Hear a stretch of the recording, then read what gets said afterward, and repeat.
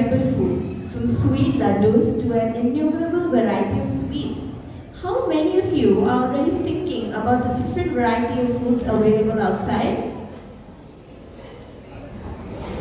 Down south, it's a grand celebration too, where people wake up early, take oil baths, and burst firecrackers as part of the tradition. In the east, Diwali is celebrated with a focus on the worship of Goddess Kali. People offer prayers to Goddess Kali, who symbolizes power and protection in the form of idols and clay lamps. So, let's spread that positive energy today as we celebrate Diwali, lighting up not just the stage but our hearts too. Let's get started with the first performance.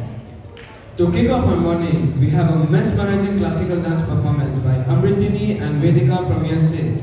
They will enchant us with their grace as they take us through traditional rhythms and movements. So guys, please give them a big round of applause.